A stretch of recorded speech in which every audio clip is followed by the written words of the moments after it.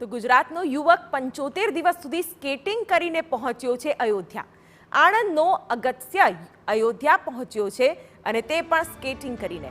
તેણે રામેશ્વરમથી યાત્રા શરૂ કરી હતી અને પ્રાણ પ્રતિષ્ઠા મહોત્સવ પહેલા અયોધ્યા પહોંચી રામલલાના દર્શન કરી તેની સ્કેટિંગ યાત્રા પૂર્ણ કરી. 75 દિવસ સુધી તેણે રસ્તો માત્ર સ્કેટિંગ કરીને કાપ્યો છે.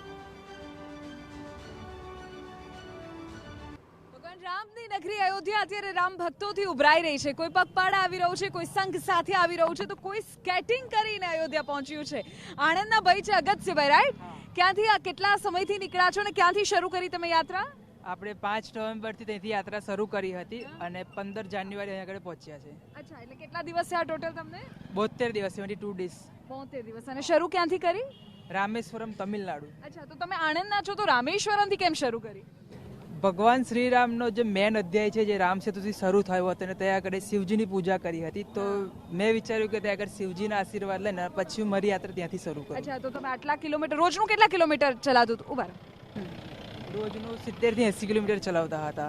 અચ્છા, હા. તો વચ્ચે તો ઠંડી, વરસાદ એવું બધું પણ આવ્યું હશે, તો એવું ના થયું કે હવે રોકાઈ જઈએ, નથી જવું, બસમાં જતા રહીએ? ના ના, રામ ભગવાનની કૃપા છે ને એકવાર ઘેરથી નીકળ્યા પછી ઘરે જવું મને પાછું ગમતું નથી અને એકવાર નીકળે તે પૂરું કહીને જવું. કંઈ બી મુશ્કેલી આવે, કંઈ પણ આવે, પણ પૂરું તો કહીને જ રહેવાનું. અચ્છા, એટલે તમે 72 દિવસે અહીંયા પહોંચ્યા છો અને સ્કેટિંગ સાથે એકલા નીકળ્યા છો? હા ના, સાથે પાછળ ગાડી છે, જોડે પપ્પા છે, મારા મોટા ભાઈ છે અને એક ફ્રેન્ડ છે જે ડ્રાઇવિંગ કરે છે. અચ્છા, દર્શન કર્યા ભગવાનના? હા, કર્યા. બહુ. તો યાત્રા પૂરી થઈ ગઈ ને હવે? હા, પૂર્ણ થઈ ગઈ, પણ હજુ કળશ આપવાનો બાકી છે. પણ અમે એવું વિચાર્યું છે કે જ્યારે રામ ભગવાન બિરાજમાન થાય 22 તારીખે, તો પછી અમે 23 તારીખે કળશ આપીએ.